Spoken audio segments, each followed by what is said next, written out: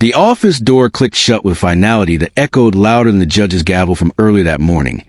And in that moment, as the fluorescent lights hummed and the world outside continued, as if nothing had shattered, I realized something in my life had ended twice in the same day. First, my marriage, and now, whatever fragile sense of normalcy I had been clinging to, my boss never locked her door. Not once in the 3 years I had worked under her quiet authority. But that day, the day my divorce was finalized, she did. And what she said behind that door didn't just surprise me. It broke something open inside me that I didn't even know was still alive. If you believe in kindness, second chances, and the idea that even the hardest days can carry the seeds of something beautiful, take a moment right now to like, comment, share, and subscribe to the channel Heartfelt Stories. Your support helps stories like this reach the people who need them most. The morning had started with a silence, so heavy it pressed against my ribs. I had woken up before the alarm, staring at the ceiling in my small, unfamiliar apartment, trying to remember what it felt like to breathe without a weight on my chest. The walls were bare, the air smelled faintly of cardboard and dust, and the quiet was different from the quiet I used to share. This one wasn't peaceful. It was empty.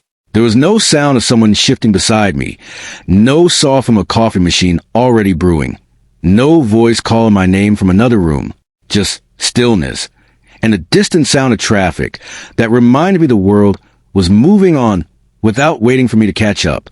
The courthouse had been colder than I expected, not physically but emotionally. Everything was efficient, procedural, almost indifferent. Papers were signed, names were called, and with a few strokes of ink, years of memories were reduced to a legal conclusion.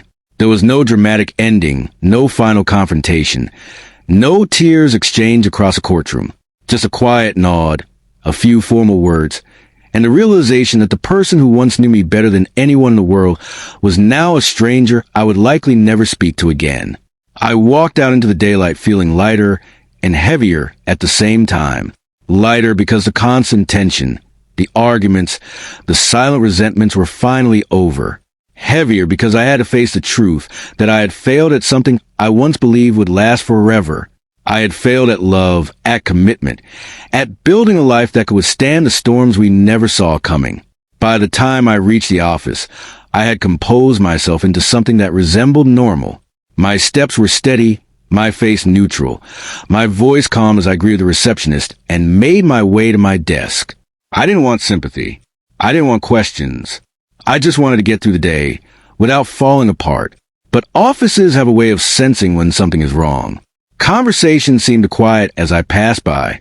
A few colleagues gave me that look, the one that tries to be kind but ends up feeling like a spotlight on your pain. Someone had obviously heard. News like that travels fast, even when you try to keep it private. I sat down, turned on my computer, and focused on the screen as if it could anchor me. Emails flooded in. Tasks waited to be completed, and for a brief moment, I felt grateful for the distraction. Work had always been my refuge, the place where effort translated into results, where things made sense. Then I saw the message. Come to my office. Now! It was from my boss. She wasn't a harsh person, but she was precise, controlled, and rarely emotional. Her messages were usually direct, but neutral. This one felt different. There was something about the timing, the brevity, the lack of context that made my stomach tighten. I stood up slowly, smoothing out my shirt as if that would somehow prepare me for whatever waited on the other side of that door. Each step toward her office felt heavier than the last, as if I were walking into something I couldn't quite define. And then I noticed it.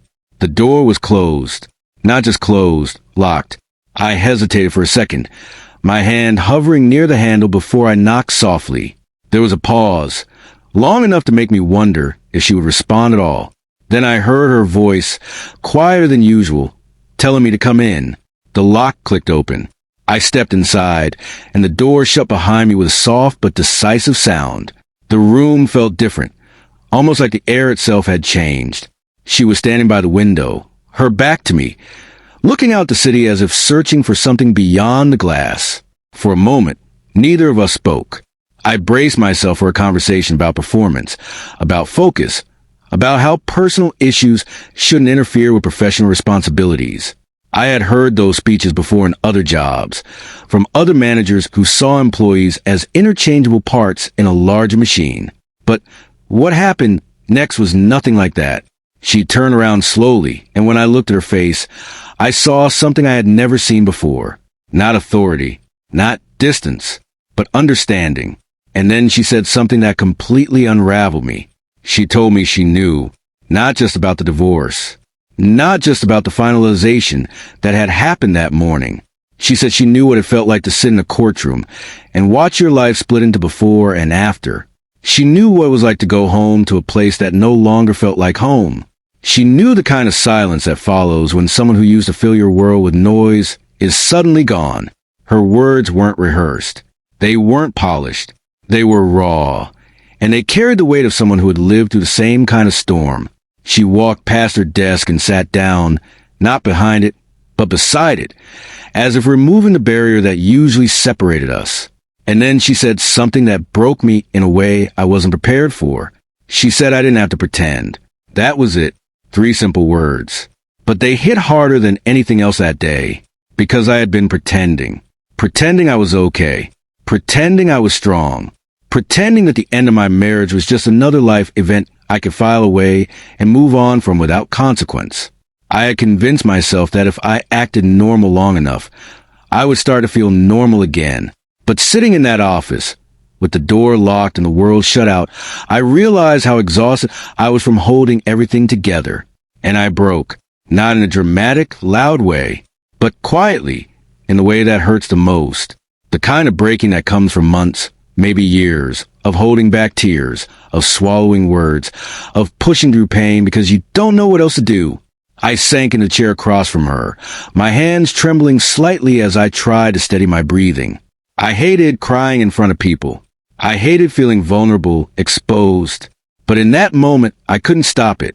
And she didn't try to stop me either. She just sat there, present, patient, allowing me the space to fall apart without judgment. Time seemed to slow down inside that office. The world outside continued as usual. Phones ringing, keyboards clicking, conversations happening. But in that small room, everything felt suspended, like we were existing in a different reality. When I finally managed to speak, my voice felt foreign, like it belonged to someone else. I told her I didn't know how to start over, that I didn't know who I was outside of the life I had built with someone else, that everything I thought was certain had dissolved, and I was left standing in the middle of something I didn't understand. She listened, really listened, and then she told me something that stayed with me long after that day. She said starting over isn't about having all the answers. It's about allowing yourself to not have them. She told me that when her own marriage ended, she spent months trying to fix something that was already broken beyond repair. She blamed herself, questioned every decision, replayed every moment, searching for the exact point where things went wrong. But eventually, she realized that some endings don't come with clear explanations. Some things fall apart not because of one mistake, but because of 1,000 small fractures that no one noticed until it was too late. And then she said something that changed the way I saw everything. She said that sometimes losing the life you thought you wanted is the only way to find a life you were meant to have. I didn't fully understand it at the time. It sounded like something you would read in a book, something that made sense in theory, but felt impossible to believe when you were in the middle of the pain. But there was something in the way she said it, something in her eyes, that made me feel like maybe it was true. The conversation lasted longer than I expected. We talked about things I had never imagined discussing with my boss.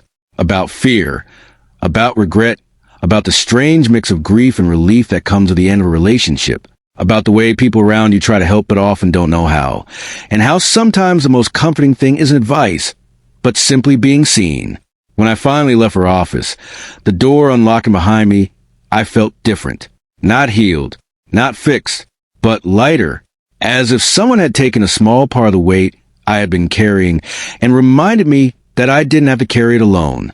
The days that followed weren't easy. Healing isn't a straight line, and there were moments when the sadness came back stronger than before. There were nights when the silence felt unbearable, mornings when getting out of bed felt like a challenge, and days when I questioned whether I would ever feel.